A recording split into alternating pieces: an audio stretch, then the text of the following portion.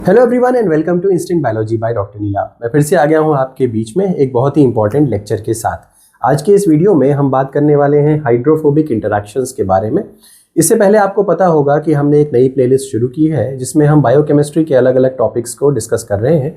इन topics में सबसे पहले हम लोगों ने केमिकल बॉन्डिंग से बातचीत शुरू की है, क्योंकि ऑब्वियसली केमिकल बॉन्डिंग बायोकेमिस्ट्री का बेस है और अलग अलग बॉन्डिंग्स के बारे में अगर हमें क्लैरिटी आ जाती है तो फिर हम बायोकेमिस्ट्री के मेजर टॉपिक्स और मेजर क्वेश्चंस को आसानी से सॉल्व कर सकते हैं। इसी क्रम में अगर हम देखें तो हम लोगों ने कोवेलेंट बॉन्डिंग के बारे में डिस्कस कर लिया था। हम लोगों ने हाइड्रोजन बॉन्डिंग के बारे में भी डिस्कशन ऑलरेडी कर लिया है। आज की वीडियो में हम लोग डिस्कस करने वाले हैं हाइड्रोफोबिक इंटरैक्शंस को। अब जल्दी से देख लेते हैं कि ये हाइड्रोफोबिक इंटरैक्शंस क्या होते हैं, क्यों फॉर्म होते हैं हाइड्रोफोबिक इंटरैक्शंस, और तो और दूसरी चीज़ ये भी देखनी है कि हाइड्रोफोबिक इंटरैक्शंस का एप्लीकेशन क्या है, वो किस तरीके से बायोकेमिस्ट्री में उनका यूज़ होता है, और फाइनली कुछ PYQs को भी सॉल्व करना है ताकि आपका कॉन्सेप्ट और स्ट्रॉन्ग हो जाए। तो बिना देर किए हुए शुरू करते हैं। तो सबसे पहले तो ये समझ लेते हैं कि हाइड्रोजन बॉन्डिंग जो है तो इट इज़ हाइड्रोजन बॉन्डिंग या हाइड्रोफोबिक इंटरैक्शन, सॉरी मैंने हाइड्रोजन बॉन्डिंग बोल दिया। हाइड्रोफोबिक इंटरैक्शंस जो है इनका दूसरा नाम क्या होता है, क्योंकि कई बार इस तरीके के भी क्वेश्चंस आते हैं जिसमें कन्फ्यूजन हो जाता है नाम को लेकर के। तो हाइड्रोफोबिक इंटरैक्शंस कहा जाए, या आपसे कहा जाए हाइड्रोफोबिक इफेक्ट, या आपसे कहा जाए हाइड्रोफोबिक बॉन्ड, ये तीनों के तीनों एक ही नाम है। तो हाइड्रोफोबिक इंटरैक्शंस, हाइड्रोफोबिक इफेक्ट या फिर हाइड्रोफोबिक बॉन्ड एक ही चीज़ है। दूसरी चीज़, cause clustering of the non polar substances. आखिरी ये हाइड्रोफोबिक बॉन्डिंग या हाइड्रोफोबिक इंटरैक्शंस से होता क्या है, या इसका रिजल्ट क्या होता है। नॉन पोलर चीज़ें आपस में क्लस्टर हो जाती हैं। मैं अपने पीछे की वीडियोस में ये बात डिस्कस कर चुका हूँ कि पोलर क्या होता है, नॉन पोलर क्या होता है। तो आपसे एक रिक्वेस्ट है, अगर आपको पोलैरिटी और नॉन पोलैरिटी के बारे में क्लैरिटी नहीं है तो आप ज़रूर से उस वीडियो को जा करके देखें। तो होता क्या है यहाँ पे, clustering of non polar substances. तो हाइड्रोफोबिक इंटरैक्शंस का सबसे इंपॉर्टेंट रोल या सबसे इंपॉर्टेंट रिजल्ट जिसको हम कहते हैं वो यही है कि नॉन पोलर चीज़ें जो हैं वो आपस में क्लस्टर हो जाती हैं, नज़दीक आने लग जाती हैं। ठीक है। Next, reason for hydrophobic interaction क्या है कि water molecules prefer to interact with each other rather than with non polar substances. तो जब भी अगर हम इसको एक एग्जाम्पल के तौर पे समझें तो मान लीजिए एक बीकर है, ठीक है, पानी भरा हुआ है इस बीकर के अंदर, आप इसमें ऑयल की एक ड्रॉप डालें। अब क्या होगा, ऑयल की ड्रॉप पानी के अंदर सॉल्युबल नहीं होगी। क्यों? क्योंकि पानी जो है वो पोलर है और ऑयल जो है वो नॉन पोलर है। अब कभी भी पोलर और नॉन पोलर चीज़ें आपस में मिक्स नहीं हो सकती, तो ऑयल जो है वो पानी की सतह पे तैरता रहेगा।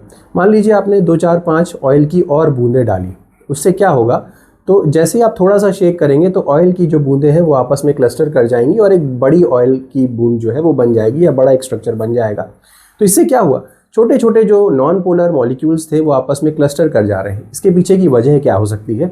वजह सिंपल सी है कि वाटर के जो मॉलिक्यूल्स हैं वो ऑयल के साथ इंटरैक्ट नहीं करना चाहते, क्योंकि वो पोलर है और ऑयल का मॉलिक्यूल नॉन पोलर है। तो जाहिर सी बात है, अगर वाटर का मॉलिक्यूल इंटरैक्ट नहीं कर रहा है तो ऑयल के मॉलिक्यूल्स को आपस में इंटरैक्ट करना पड़ता है। तो वो आपस में इंटरैक्ट करते हैं और अपने बीच में बॉन्ड बनाते हैं। अब पानी के डर की वजह से या पानी से नफरत की वजह से ये बॉन्ड बनता है, इसीलिए हम इसको हाइड्रोफोबिक इंटरैक्शन कहते हैं, पानी से हेट करने वाला इंटरैक्शन। तो ये कॉन्सेप्ट क्लियर हो गया। हिंदी फिल्मों में अक्सर इस तरीके की चीज़ें दिखाई जाती हैं कि दोस्त का दोस्त जो है वो जो दुश्मन का दुश्मन जो है वो दोस्त होता है। तो ऑब्वियसली 2 पानी की बूंदें हैं, उनका एक कॉमन दुश्मन है वाटर। तो अब ये दोस्त, जो दोनों दुश्मन थे वो आपस में दोस्त बन जाते हैं और आपस में बॉन्ड बनाने लगते हैं। दोनों ऑयल की ड्रॉपलेट्स आपस में नज़दीक आ जाती हैं क्योंकि वो पानी से दूरी बनाना चाहती हैं। तो ये कॉन्सेप्ट क्लियर हो गया होगा। तो ये आइडिया हो गया कि बेसिकली आखिर क्यों हाइड्रोफोबिक इंटरैक्शंस बनते हैं। और for minimising contact with water, तो ये बात भी मैंने आपको समझा दी कि ये अगर मैं इसको ड्रॉ करके दिखाने की कोशिश करूं तो ये अगर पानी का बीकर है तो यहाँ पे अगर हम ऑयल की ड्रॉपलेट बनाने की कोशिश करें तो ये एक ऑयल की ड्रॉपलेट मान लीजिए अलग थी, अब ये एक बड़ी ऑयल की ड्रॉपलेट आकर के यहाँ पे जुड़ जाएगी और दोनों ऑयल की ड्रॉप मिलकर के एक बड़ा स्ट्रक्चर बना लेंगी। तो यही कॉन्सेप्ट है। और जो दोनों के बीच में जो बॉन्ड्स बन रहे होंगे, इसके और इसके बीच में जो बॉन्ड्स बन रहे होंगे, इन बॉन्ड्स को आप हाइड्रोफोबिक इंटरैक्शंस कह देते हैं। तो क्योंकि ये वाटर को हेट करने की वजह से इंटरैक्शंस बने हैं। तो जल्दी से इसकी इमेज ले लीजिए ताकि हम आगे बढ़ते हुए चलें। ओके, तो चलिए नेक्स्ट स्लाइड की तरफ बढ़ते हैं। तो polar molecules participate in the hydrogen bond and other electrostatic interaction. तो मैंने पहले भी बताया है कि ऐसे मॉलिक्यूल्स जो पोलर होते हैं वो हाइड्रोजन बॉन्ड आराम से बना सकते हैं और भी बाकी इलेक्ट्रोस्टैटिक इंटरैक्शंस में पार्टिसिपेट करते हैं। लेकिन नॉन पोलर मॉलिक्यूल्स इस तरीके का कोई भी काम नहीं कर सकते। नॉन पोलर मॉलिक्यूल्स आयनिक इंटरैक्शन या इलेक्ट्रोस्टैटिक इंटरैक्शन में पार्टिसिपेट नहीं कर सकते। दूसरी बात, when non-polar molecules introduced in aqueous environment, aqueous environment का मतलब हो गया पानी के कांटेक्ट में जब इनको लाया जाता है तो क्या होता है, when non-polar molecules introduced in aqueous environment, hydrogen bonded water molecules attempt to form a cage-like structure around them। तो होता क्या है यहाँ पे समझने की कोशिश करिए। जैसे ही नॉन पोलर मॉलिक्यूल्स को आप पानी के अंदर डालेंगे तो होगा क्या, वाटर मॉलिक्यूल्स आपस में पहले से ही वाटर मॉलिक्यूल्स जो है वो हाइड्रोजन बॉन्डेड होते हैं। अब जैसे ही नॉन पोलर चीज़ पानी के अंदर आती है वैसे ही क्या होता है, एक केज लाइक स्ट्रक्चर बना लेता है आपका वाटर मॉलिक्यूल, एक केज लाइक स्ट्रक्चर बना लेते हैं उसके चारों तरफ। तो अभी कैसे होता है इसका डायग्राम भी यहाँ पे दिखाने की कोशिश करता हूँ। ये देखिए, ये हमारा एक अंदर की तरफ ये हमारा हाइड्रोफोबिक कोई मॉलिक्यूल था, या आप इसको समझ सकते हैं कि ये मान लीजिए कि ऑयल की ड्रॉपलेट थी। अब जैसे ही आप ऑयल की ड्रॉपलेट को पानी के बीकर जो है उसमें पानी भरा उसके अंदर जैसे ही आप डालते हो, वैसे ही जो वाटर मॉलिक्यूल्स थे जो अभी तक हाइड्रोजन बॉन्डेड थे अच्छी तरीके से, वो इसके चारों तरफ, इस ऑयल मॉलिक्यूल या इस ऑयल ड्रॉप के चारों तरफ एक स्ट्रक्चर बना लेंगे, एक स्ट्रक्चर बना लेंगे, और इस तरीके का स्ट्रक्चर जिसको हम लोग केज लाइक स्ट्रक्चर बोलते हैं। तो अब यहाँ पे वाटर मॉलिक्यूल्स जो है वो आपस में हाइड्रोजन बॉन्डिंग शो कर रहे हैं। तो पानी के मॉलिक्यूल्स के बीच में हाइड्रोजन बॉन्डिंग है, लेकिन इसने सराउंड कर लिया है इस ऑयल के मॉलिक्यूल को, ये कहने की कोशिश की जा रही है। चलिए वापस आते हैं। तो leads to more ordered structure. होता क्या है, यहाँ पे एक more ordered structure then free water molecule ये बन जाता है। तो कहने का मतलब ये है कि पहले जो केज लाइक स्ट्रक्चर तो नहीं बना हुआ था। अब जैसे ही आपने वाटर मॉलिक्यूल, जैसे ही आपने ऑयल के ड्रॉपलेट को पानी के अंदर डाला, तो क्योंकि केज लाइक स्ट्रक्चर फॉर्म हो गया है, तो इसीलिए हम इसको बोल रहे हैं more ordered structure is form, leads to more ordered structure then free water molecules. पहले क्या हो रहा था, वाटर मॉलिक्यूल्स इधर से इधर मूव कर रहे थे, लेकिन जैसे ही ऑयल को डाला गया तो जितने भी वाटर मॉलिक्यूल्स थे उसमें से कई सारे वाटर मॉलिक्यूल्स अब केज लाइक स्ट्रक्चर फॉर्म करने में यूज़ होने लगे हैं, यानी कि अब ऑर्डरनेस बढ़ने लग गई है, ये कहने की यहाँ पे कोशिश की जा रही है। पहले की अपेक्षा ऑर्डर्ड स्ट्रक्चर, ज़्यादा ऑर्डर्ड स्ट्रक्चर बनने लगा है, ये कहने की यहाँ पे कोशिश की जा रही है। तो उम्मीद है कि ये चीज़ समझ में आ गई होगी, इसकी इमेज जल्दी से ले सकते हैं। ओके, और इसका डायग्राम मैंने आपको पहले ही दिखा दिया था कि अब ये क्या बन गया, ऑर्डर्ड स्ट्रक्चर बन गया। ठीक है, पहले की अपेक्षा ज़्यादा ऑर्डर्ड स्ट्रक्चर यहाँ पे हमें देखने को मिल रहा है। पहले क्या था, वाटर मॉलिक्यूल्स जो थे वो फ्री फॉर्म में ज़्यादा देखने को मिल रहे थे, जिसकी वजह से वो इधर उधर मूव कर रहे थे, अनऑर्डर्ड स्ट्रक्चर दिख रहा था। लेकिन अब क्या हो गया, अब ये ऑर्डर्ड बन गया। क्यों? क्योंकि ये केज लाइक फॉर्मेशन बनाने लगे, केज लाइक।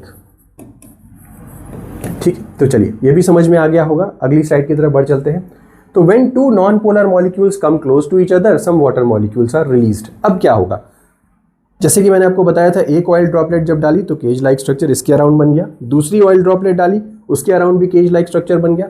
अब जब ये दोनों ऑयल की ड्रॉपलेट्स नज़दीक आएंगी तो जो केज लाइक स्ट्रक्चर दोनों के अराउंड बना हुआ था, उन केज लाइक स्ट्रक्चर में से कुछ वाटर मॉलिक्यूल्स रिमूव हो जाएंगे और वो फ्री वाटर मॉलिक्यूल्स के फॉर्म में अब चले जाएंगे। फिर से समझते हैं, जो दो केज लाइक स्ट्रक्चर फॉर्म हुए थे, वो जब दोनों नॉन पोलर मॉलिक्यूल्स क्लोज आएंगे तो उस केज लाइक स्ट्रक्चर में से कुछ वाटर मॉलिक्यूल्स रिमूव होंगे और वो फ्री वाटर मॉलिक्यूल्स के फॉर्म में चले जाएंगे, जिसकी वजह से क्या होगा, डिसऑर्डर्ड स्ट्रक्चर ज़्यादा बढ़ जाएगा। तो चलिए देखते हैं। When two non-polar molecules come close to each other, some water molecules are released। कुछ वाटर मॉलिक्यूल्स रिलीज हो जाएंगे, अभी डायग्राम के फॉर्म में भी दिखाऊंगा।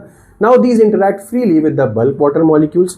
जब वाटर मॉलिक्यूल यहाँ से रिलीज हुए, अब वो फ्री बल्क वाटर मॉलिक्यूल्स के साथ मिक्स होने लगे। फ्री जो पहले से ही थे, जो पहले से ही वाटर मॉलिक्यूल्स उस बीकर के अंदर थे, उनके साथ रिएक्ट करने लगे, उनके साथ मिक्स होने लगेंगे। Leads to increase in the entropy.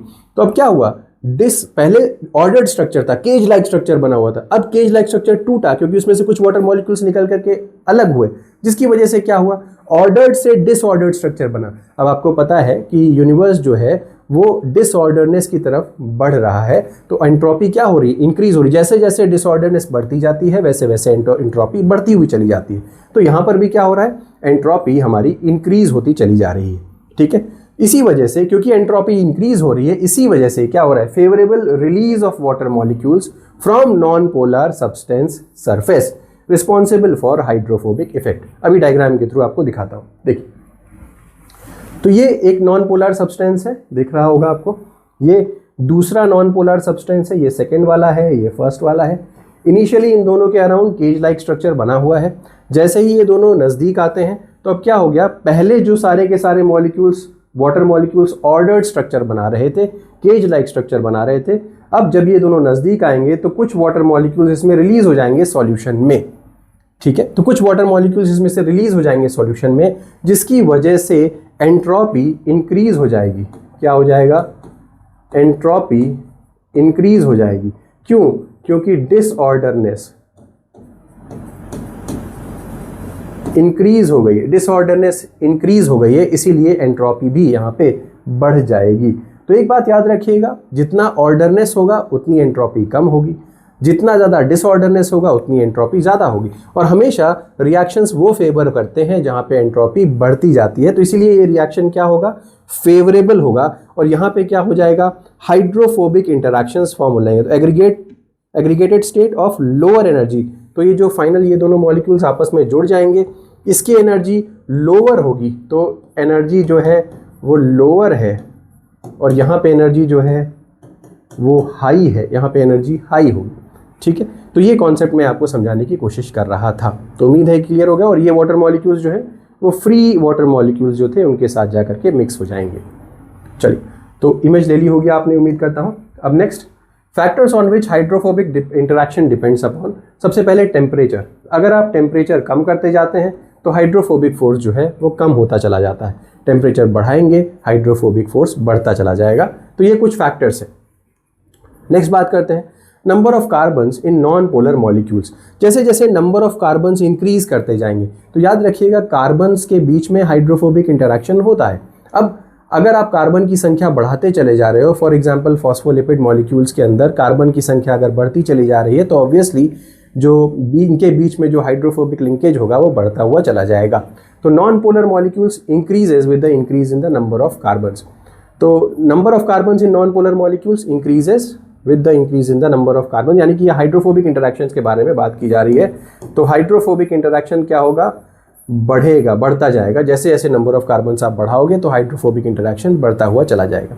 Next, shape of molecule की बात करें तो aliphatic organic molecule have stronger interaction than aromatic molecules. तो देखने को ये स्ट्रक्चर मिलता है। एरोमेटिक मॉलिक्यूल का मतलब क्या हो गया, जहाँ पे बेंजीन रिंग देखने को हमें मिलती है। एलिफैटिक ऑर्गेनिक मॉलिक्यूल्स का मतलब क्या हो गया, जहाँ पे बेंजीन रिंग नहीं है, स्ट्रेट चेन है, कोई भी जो सर्कुलर है वो साइक्लिक रिंग नहीं पाई जा रही। तो शेप ऑफ द मॉलिक्यूल के ऊपर भी डिपेंड करता है। देखा ये जाता है कि जो एलिफैटिक मॉलिक्यूल्स होते हैं उनके अंदर हाइड्रोफोबिक इंटरैक्शन कंपेरेटिवली ज़्यादा देखा जाता है as compare to aromatic molecules के बीच में। ठीक है, तो उम्मीद है कि ये भी चीज़ समझ में आ गई होगी। इसकी चाहे तो आप इमेज ले सकते हैं। ओके, चलिए एप्लीकेशंस के बारे में बात करें तो सबसे इंपॉर्टेंट जो चीज़ है आपके हाइड्रोफोबिक इंटरैक्शन में वो यही है, स्ट्रक्चर ऑफ मेम्ब्रेन्स। जो आपकी प्लाज्मा मेम्ब्रेन होती है, आपको पता होगा प्लाज्मा मेम्ब्रेन में यहाँ पे फॉस्फोलिपिड मॉलिक्यूल्स पाए जाते हैं। ठीक है, अब ये फॉस्फोलिपिड मॉलिक्यूल्स जो हैं वो आपस में इंटरैक्शन शो करते हैं। ये इंटरैक्शन जो होता है, ये इंटरैक्शन हाइड्रोफोबिक होता है, हाइड्रोफोबिक इंटरैक्शन हो सकता है। तो structure of plasma membrane, hydrophobic interaction यहाँ पे प्ले करता है रोल। हाइड्रोफोबिक इंटरैक्शन तो होता है, और भी इंटरैक्शंस होते हैं, हाइड्रोफोबिक इंटरैक्शन। ठीक है, इसके अलावा स्टेबिलिटी ऑफ प्रोटीन्स की स्टेबिलिटी या प्रोटीन्स की फोल्डिंग के अंदर भी। अब आपको पता है कि आपकी बॉडी के अंदर या सेल के अंदर मेजॉरिटी पानी है, वाटर बहुत ज़्यादा है। तो ऑब्वियसली एक तरीके से ये हो गया कि प्रोटीन्स अगर सॉल्युबल नहीं है तो जैसे ही प्रोटीन पानी के अंदर जाएगा वो क्या हो जाता है, अपने आप को फोल्ड करने लग जाता है, 3 डायमेंशनल स्ट्रक्चर रोल प्ले करने लग जाता है। तो उसी 3 डायमेंशनल स्ट्रक्चर बनाने के लिए भी आपके हाइड्रोफोबिक इंटरैक्शंस बहुत इंपॉर्टेंट रोल प्ले करते हैं। तो ये क्वेश्चन तो कई बार CSIR में आ चुका है कि which of the following interactions play a major role in folding of the protein. तो आंसर है हाइड्रोफोबिक इंटरैक्शंस। ऑब्वियसली पानी के अंदर जाने के बाद और एक्वस सॉल्यूशन के अंदर जाने के बाद hydrophobic interactions major role play करते हैं। ये क्लियर हो गया होगा पीछे की जो डायग्राम मैंने दिखाया उससे। तो चलिए अब नेक्स्ट स्लाइड की तरफ बढ़ चलते हैं। अब आ जाते हैं PYQs के ऊपर, जो क्वेश्चन अभी आए हुए हैं एग्जाम में हाइड्रोफोबिक इंटरेक्शंस के ऊपर। तो hydrophobic interactions in aqueous solutions are primary driven by, किसकी वजह से हाइड्रोफोबिक इंटरेक्शंस होते हैं? तो formation of hydrogen bond between non polar molecules. तो नॉन पोलर मॉलिक्यूल्स के बीच में हाइड्रोजन बॉन्ड तो कभी होता नहीं है, ये बात तो क्लियर हो गई। Increase in entropy of water molecules, तो ये बात सही है।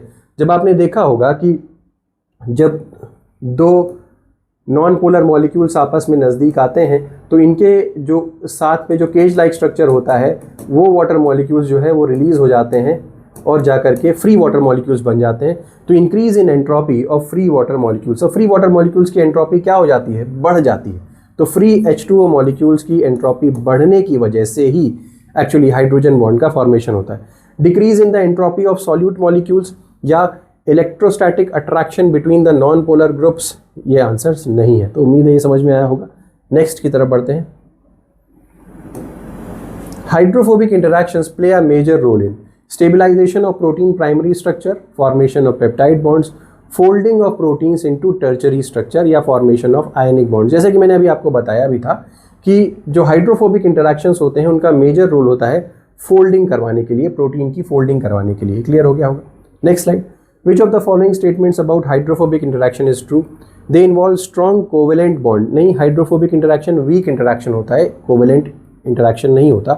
They occur only in non aqueous environment. Actually ऐसा नहीं है, हाइड्रोफोबिक इंटरेक्शन पानी की प्रेजेंस में ही होता है, तो नॉन एक्वस इन्वायरमेंट कहना गलत होगा। They are driven by ordering of water molecules, ये चीज़ सही आंसर है, मैंने पीछे भी आपको इसको समझाया था। They are not true bonds, ये गलत हो गया।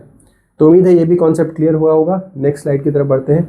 The formation of lipid bilayer in biological membranes is primarily due to, मैंने अभी बताया आपको, hydrophobic interactions among the fatty acid tails. तो ये जो फॉस्फोलिपिड था, ये जो थी इसकी ये टेल थी, फैटी एसिड टेल, इन्हीं के बीच में हाइड्रोफोबिक इंटरेक्शंस देखने को एक्चुअली मिलते हैं प्लाज्मा मेम्ब्रेन के अंदर। Next, which thermodynamic parameter is most responsible for hydrophobic interactions? तो मैंने आपको बताया भी था कि एंट्रोपी जो है वो इंक्रीज़ करती है, किसकी एंट्रोपी? वाटर मॉलिक्यूल्स की, फ्री वाटर मॉलिक्यूल्स की एंट्रोपी बढ़ जाती है, जिसके कारण इंक्रीज इन द एंट्रोपी जो है वो सही आंसर होगा। इंथैल्पी वगैरह के बारे में मैंने आपको नहीं बताया था।